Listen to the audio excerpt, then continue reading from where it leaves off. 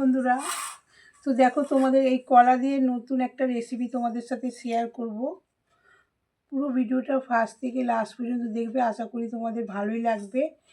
তো এত সুন্দর এই রেসিপিটা হবে, বাচ্চা থেকে বয়স্ক সবাই পছন্দ করবে।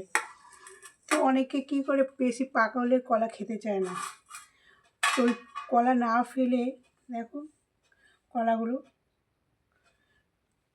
এত সুন্দর একটা রেসিপি তৈরি হবে। তো দেখতে থাকুন পুরো ভিডিওটা। তো পাকা কলাগুলোকে আমি ছাড়িয়ে নিচ্ছি, এই মিক্সিং জারে রাখবো। দেখছেন কত পেকে গেছে কলাটা।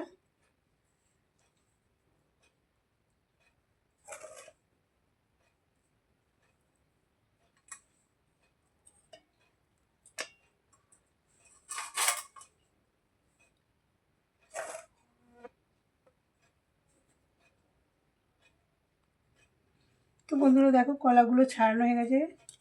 এর মধ্যে আমি এক বাটি চিনি দিয়ে দেবো, স্টিলের বাটি। কলাটা প্রচণ্ড পরিমাণে মিষ্টি, তার জন্য বুঝে চিনি দিচ্ছি।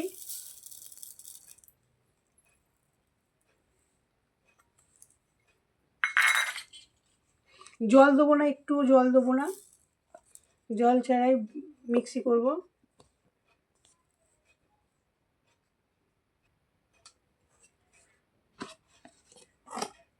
তো দেখো বন্ধুরা, কলাটাকে একদম মিক্সি করে নিয়েছি, চিনিও আছে এর মধ্যে।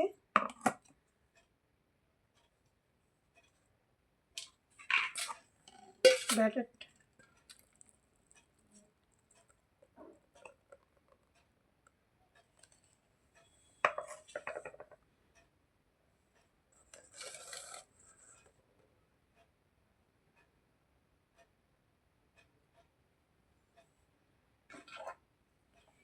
এক বাটি সুজি দিচ্ছি, যেই বাটিতে চিনি দিয়েছি এক বাটি, সেই বাটিরই ছোটো বাটি এক সুজি দিচ্ছি।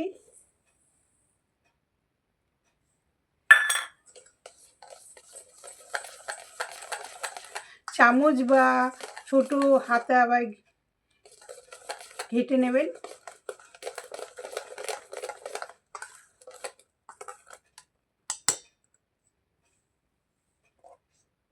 ময়দা নিচ্ছি, ওই ছোটো বাটিরই এক বাটি।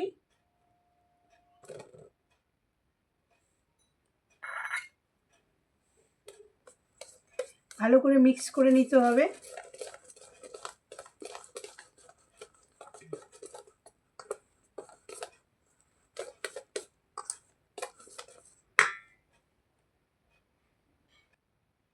তো বন্ধুরা দেখো, অল্প একটু আন্দাজ মতো লবণ দিচ্ছি।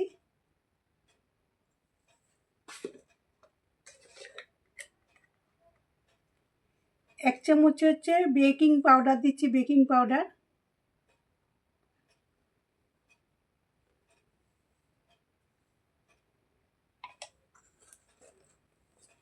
তো বন্ধুরা দেখো, এর মধ্যে কিন্তু একটু জল মেশানো হয়নি, পাকা কলাটার মধ্যে দিয়ে সব মাখা হয়ে যাচ্ছে।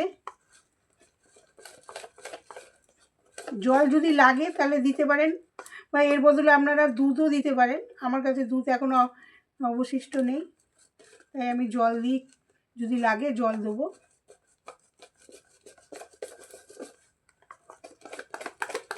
ভালো করে ফেটাতে হবে।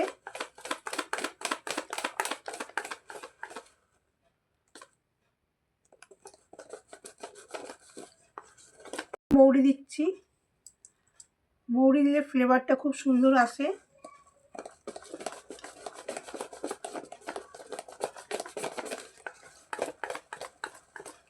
বন্ধুরা এর মধ্যে জল মেশাতে হবে না, কেন জল ছাড়াই ব্যাটারটা তৈরি হয়ে গেছে, ঘন হয়ে গেছে। ভালো করে ফেটিয়ে নিতে হবে যাতে ময়দাটা ডেলা না পেকে থাকে।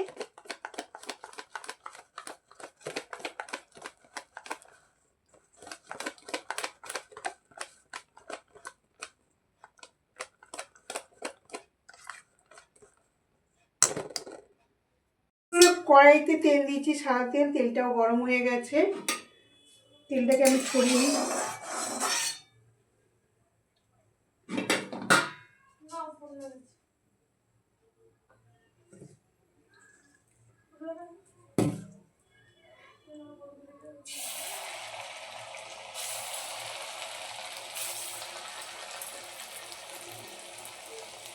দেখছো বন্ধু তেলটা কতটা গরম হয়ে গেছে, দেওয়ার সঙ্গে সঙ্গে লাল হয়ে যাচ্ছে।